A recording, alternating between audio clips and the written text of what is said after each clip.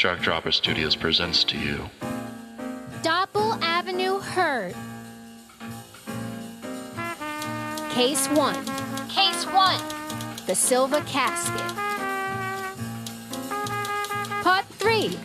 A Scarface Sting.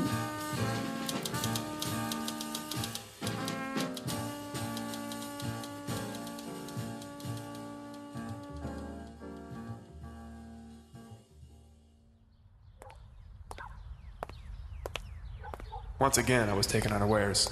The stupid Russian and his companion found out I was going to meet up with Terrence O'Reilly. I thought maybe my phone was bugged, but it turns out they had just been following Terrence. At least that's what I thought. I would have been more angry with the whole thing if they hadn't given me a back massage, a case of cigars, and a plane ticket to Costa Rica. They were actually really nice bad people.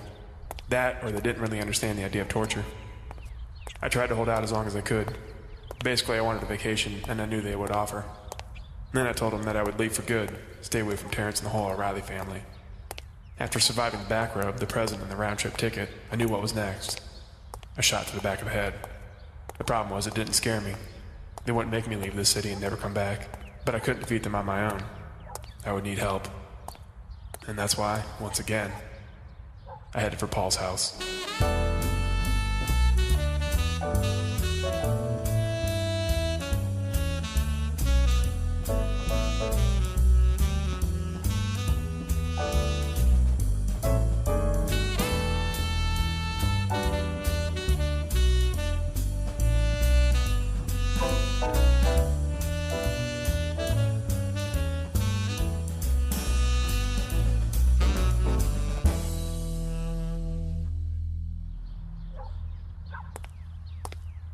It was nearly 2 in the afternoon as I reached Paul's house, just as a gray cloud shrouded the area in gloomy darkness. Was this foreshadowing? Hopefully not.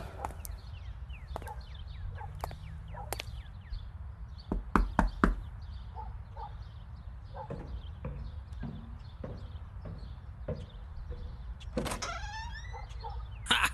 Back so soon? Paul, I need a favor. If it's about letting you sleep with my wife, you better stop asking. I'm not going to let it happen again. I'm just kidding with you. I know you didn't sleep with her. You didn't, right? Seriously, you didn't sleep with my wife. What? No. Mm-hmm. Okay. We went out to the back patio where Paul's wife Lorraine sat at a table with her kids. Ronald and Rebecca played knights and damsels. The air was becoming thick and it looked like it might rain at any moment, but Paul still wanted to take in what he considered the clean city air. Have a seat there, Jimmy. Good afternoon, Jim. Shut up, Lorraine. He wants to talk to me. Get your own PI friend. Oh, Paul. No, seriously, Lorraine. Zip it. Once again, being with Lorraine and Paul was awkward. They were always like this. So what's up, Jimmy John? What brings you here? I already told you all I know about that O'Reilly fella, and I'll get those files for you first thing Monday. It's actually something else. 2 people to be exact. And I really hate to bother you, especially when you're not in the clock. I don't want to disrupt your weekend. My what? Your weekend. My what? Your weekend, Paul. Your 3-day weekend. My 3-day weekend? Oh, Jimmy John, you fell for it again. You made me say it, asshole. You're hilarious. Anyway, don't worry about it. I get them all the time. What do you need help with? Well, there's this Russian guy. Oh man, Russians? Screw the Reds, those commie bastards. You having trouble with this guy? Is he one of those Russians that always has a Russian flag hanging from his belt, and anytime you say a word that begins with R, he's all like, "Go Russia!" No, what? Is that even a thing? I bet he says vamoose a lot. Does he? He probably says it when he's leaving some place, like when he goes to the market. Does he say, like, "Hey Jim, I got a vamoose. I have a market to get to"? What? No, he's never actually said that. He doesn't say things like that. Honey, Russians don't sound like that. Yeah, well, I don't speak Russian. I speak American. There's too many clicks and beeps in that language. Wow. I'm really not sure how to proceed. Okay, Paul. This Russian guy and this other guy. Another guy? Is this other guy Russian? No, this other guy sounds American. Well, that just rubs me the wrong way. It's the year 2013. We really shouldn't be mixing races unless it's purely to bang. Honey, the kids are here. Now, why wouldn't they be? I locked the fence. Paul, these men are gonna kill me. How do you know? Because they told me. When? Earlier today when they captured me. But you got away? They let me go. But they said if they ever see me again, they'll kill me. I think this is actually tied into the whole O'Reilly deal. Do you know their names? Faces? Yes, both. The Russian is Kareit Vendel Butfuk. Buttfuck? No, it's Butfuk. And the American is Carter Suckadick. Or something. But that's not going to help you much. I think they're both off the grid. Just like my grandma. Jimmy John, I'm going to ask you a question, and I want you to be completely honest. Is this some all cover for some kinky gay sex play thing? What? No, Paul. How would this be a cover? Listen, I see it all the time. Lonely guy, works a lot, after getting his heart broken, concentrates too much on his job, takes on more than he can handle. Then he meets two guys that say they're going to kill him, and he ends up needing help. And then they usually end up having sex together. You literally just summed up my life and just tacked on the gay sex thing at the end. Well? No, Paul, I need you to get these guys off my back. I need you to find out who they are. It's gonna be hard, Jimmy John. I can't just arrest these guys. I gotta catch them in the act or something. Honey, maybe you should do something like a sting, like in that movie we saw. Which movie? Scarface? Actually, I think she's talking about The Sting with Robert Redford and the guy from the salad dressing. Yeah, but there was a sting in Scarface, too. Okay, but why would she reference Scarface when there's a movie, a very popular movie, named, stay with me, The Sting? Actually, Jim, Paul's right. I was referencing Scarface. What? Is there even a sting operation in Scarface?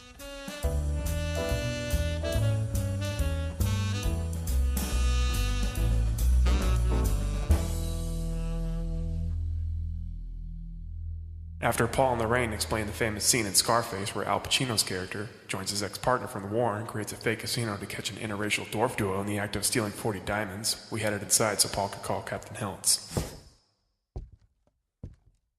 I wanted to tell him and Lorraine that never happens in Scarface, but I figured I would let it go since there were more important matters to attend to.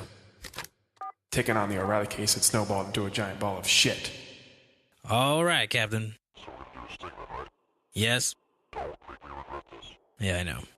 I'll make sure it's smooth, and it won't take long. Yep, goodbye. We're good, Jimmy John, but I will have to talk to my partner.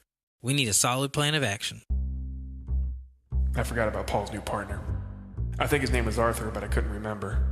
I never met the guy, but Paul talked about him from time to time. Apparently, he was a bit of a dunce, but a good officer, loyal and respectful. I think Paul was nervous about us meeting each other, since I used to be Paul's partner. Before the incident. Before I was forced to leave the BHPD. Jimmy John, I'm going to set up a meeting with Arthur tonight, but I need you to stay here. What? No. Yes, you can't go back to your place. It's unsafe. Same with your office.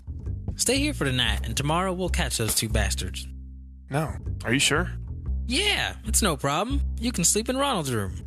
Your son's? I could just sleep on the couch. Actually, me and the wife have sex on that couch every night. Then we move to the kitchen table. The dining room table. Oh, Jesus. And the bedroom. It's kind of a ritual. Sometimes we even have sex on that counter you're leaning on. Oh, Jesus. No, I think I'd just rather sleep at my place. No, Jimmy John. It's not safe. Don't worry. Ronald won't mind. He can sleep in his sister's room for the night. All right, if you say so. I do. Now relax. I'm going to go out, meet up with Arthur. You need anything from your office? No, I'm okay. Good. Make yourself at home. Paul left shortly after that. I called Edith to tell her to take the rest of the day off. She asked if I was out seeing some whore. I told her no, but just at that moment, Lorraine walked by and offered me a glass of iced tea. Jim? Edith shouted a few obscenities over the phone, so I had to hang up. Next, I called Terrence O'Reilly. The butler answered and informed me that Terrence was out for the evening. I left a message informing him that I was still in the case. Last on my list of important calls was Angie. I called before it got too late. I wanted to make sure she answered and not her husband. She did.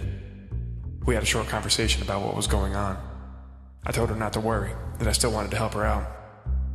She gave me some information about her husband and his work schedule. Apparently he worked late on Tuesdays and Thursdays. This worked out perfectly. I could set up the sting tomorrow, meet with the O'Reillys on Monday, and catch Angie's two-timing husband in the act on Tuesday. Things were falling into place, one step at a time.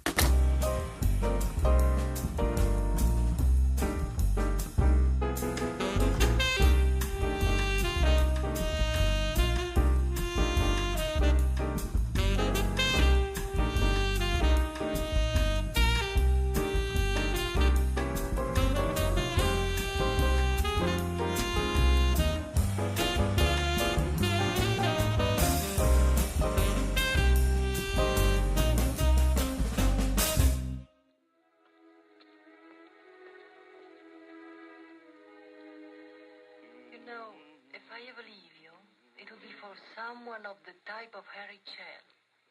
Around 4 o'clock, I was starting to nod off. That type of Englishman. I was sitting on the couch. Yes, the one Paul and Lorraine constantly had sex on. I was watching TV. Lorraine and the kids would join me, so I turned from a Humphrey Bogart picture to SpongeBob. You are looking at two very grown-up big boys. Suddenly, the front door burst open and Paul jumped into the room. Get your hands off my wife! Paul, Jesus Christ! What was that all about? Oh, okay. Never mind. Just an inside joke between all of us. Jesus Christ, Paul. Seriously? We're not afraid of any old movie. Another man entered the room behind Paul. The man was tall and burly. He had a buzz cut that made his head seem larger than it actually was. His chest stuck out, so obviously he lifted weights. He wore a polo shirt with the imprint of a horse jockey on the left pocket. His khaki pants were wrinkle-free and reached almost all the way to the ground. He bought a size larger than he needed. Well, this must be... Arthur Phelps? This is my old partner, Jimmy John Keys. Actually, it's Jim. Jim Keys. Right, Big Jimbo. Yeah, it's nice to meet you. Jesus Christ, not another nickname. I told King Arthur here what needed to be done, but I thought it would be better to discuss our plan with you, Jimmy John. Okay. So let's head to the dining room. I'll grab us a couple beers. King Arthur, you bring the files, and Jimmy John, you bring that attitude, son of a bitch. What attitude? Nice. By the way, Jimmy John, I don't think you're sleeping with my wife. I mean, you're not, right? No, why would I be sleeping with your wife? Well, Lorraine's sleeping with someone. Really? Even after all the sex that you guys have on the furniture? She's been acting all weird, a little quiet, reserved. Paul, you sure that's just not her personality?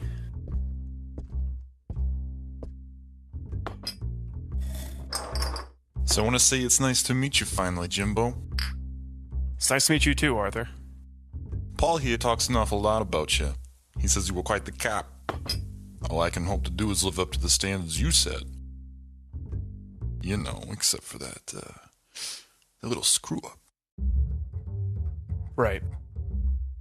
Because if I did that, I'd be kicked out of the force too. Yeah, okay, I get it. How do you sleep at night? Listen, pal, are you trying to start something with me here? No, I'm genuinely interested. Do you have a Tempur-Pedic? Do you sleep on your stomach or on your side? Right. I'm just wondering how many comforters you have, because if I were you, I would need a lot of comforting. Look, guy. Come on, who cares how Jimmy John sleeps? As long as it's not with my wife. Okay, I don't have time for this. What's going on, Paul? I'll tell you what's going on. We're going to catch those guys who want to kill you. Paul already told me that they're Russian, so obviously I'm in. I hate the color red. Okay, but have you guys discussed a plan of action? A bit. And I gotta say I'm excited about this little operation, but I'm a little bit confused. How so? Well, for one, I'm not sure what this operation actually entails. Like, when we say sting, are we talking about Bandit Gold? You mean the Frida Payne song? No, the guy. No, what you're thinking of is Fields of Gold. Da-na-na-na, in the fields of gold. The Sting from the Police? No, we're not doing that. Oh, okay. Da-da-da, Fields of Gold. That's where I was a bit confused. I knew it could only be like one of two things. So bees, right? We're talking about bee stings? No, Paul. I thought you informed this guy. I did. King Arthur, I told you it's going to be a sting operation. We're going to try to catch these guys in the act, like in Scarface. Oh, yeah, why didn't you say that? Paul, you know that there was no sting in Scarface. We talked about this. Sure there was. With the fucking dwarves, the interracial shit thing, right? Told you. Al Pacino, he even says say hello to my little friend. Right, because they all became friends at the end of the movie. I had no fucking idea what movie they were talking about. I'm in no way a film buff, but even I knew that there was no casino sting in the film Scarface, and definitely no interracial dwarves. Regardless, I acted as if I was wrong just so the conversation would progress. It was starting to get dark, and we were just scratching the surface of our plan. After hours of discussing tactics, planning escapes, and playing Connect 4, we concocted the perfect setup.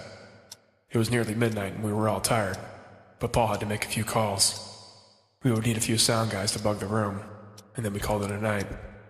Arthur went home while Paul shouted over the phone. I headed up to little Ronald's room where he stood waiting. I don't like that you're sleeping in my room tonight. Oh, come here, little guy. It's just for tonight. He had quite the vocabulary for a 2-year-old, but that didn't shock me as much as the English accent. I still didn't understand that. Just don't rearrange any of my toys, and don't touch my tea kettle. There's real tea in there. Ronald, how often do you watch the BBC? Please don't spell in front of me. I don't understand. Are you going to start writing in cursive? No. Alright, cheerios. Ronald left the room dragging his blankie behind him. What an odd child. I'm glad it was just him, though.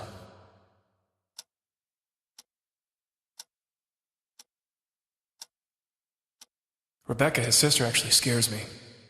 Many times I've found her staring at corners in the wall, or smiling at the TV when it's off. I've never actually heard her talk, come to think of it. I wonder if she has an English accent.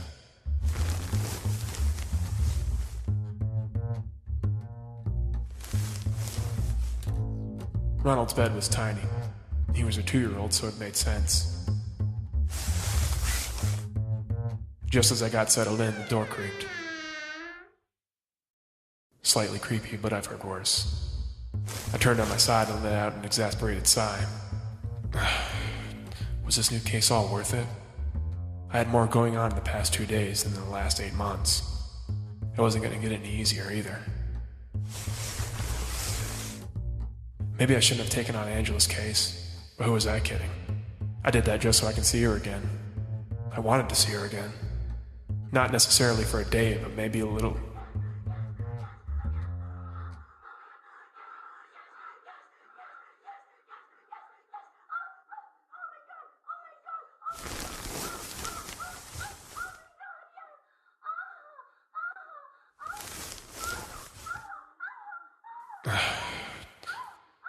Wow. Paul and the Rain were really going at it.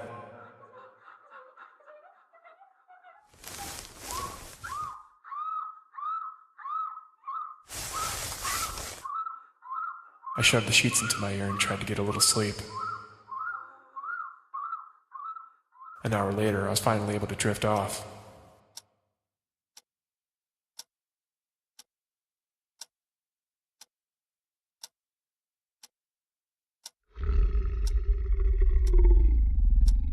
What the hell was that? What time is it? 2:30. I rolled over on my side. Standing now by the closed bedroom door was Rebecca. The tiny girl stood there facing me. She had a huge grin but said nothing. Her creepiness was, in the words of Rita Coolidge, at an all-time high. Rebecca continued to stand there and I continued to stare back at her. I didn't go back to sleep for the rest of the night.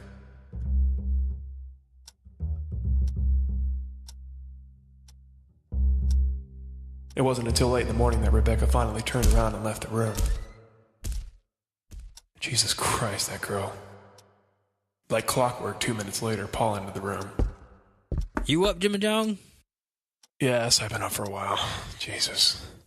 Good. King Arthur just called and my team is in place. The building is bugged and ready to go. I just made a call to the O'Reilly fella and told him you'll be meeting him at Sunset Marley's. He knows about the operation, so while he's expecting you, he's not really expecting you. Hey, Paul, so I'm not sure how to put this, but I think your daughter's possessed. She's our child. Of course we own her. No, that's not what I meant. I mean, she's literally the devil. Possession is 9/10 of the law. Now, come on, Jimmy Jong, let's do this.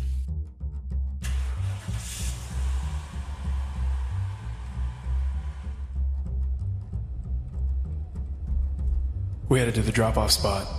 The plan was simple. Paul would drive me to the corner of Dopple Avenue and 8th Street. I would walk the dirty streets of Brentwood Heights until I reached the corner of Merle and 6th. There, a group of gray-colored buildings surrounded a diner known as Sunset Marley's. Terrence would be meeting me there. On the opposite corner of Merle and 6th was a bright green building, behind the drab gray. It's easily accessible from the near alley. I've learned that Russians like the colored buildings, so if the pattern continues, Carter would be bringing me there. The green building is an abandoned hardware store. Last night, Paul's team rigged it with bugs and cameras. That way, they can catch everything on tape and try to stop the bastards before they can bump me off. We're here. Right. Just relax, Jimmy John. We'll be right outside. We won't let anything happen to you. I got off at Dopple Avenue and 8th. I could see the distant lights of faux Broadway. I turned around and headed the other way, away from the glamour and the Ritz. I reached Merlin 6th at about 8:47, and only 3 cars sat outside the Sunset Marley's. And one of them was Terrence O'Reilly's. Jim? Oh no, who could this be? I turned around. Is that you? Angie, what are you doing here? Oh, you know, out for my morning stroll. You know you really shouldn't be strolling along Merle Street. I hear this place isn't kind to dames. I've never had any trouble. Well, you're about to if you stick with me. What's this about? Listen, there's no time to explain. You need to go. Go where? But it was too late. A white van rolled out of the near alleyway. It parked, the Russian flag bumper sticker clearly visible on the back. The side door opened and Carter stepped out. A wide grin pasted on his face. Here we go.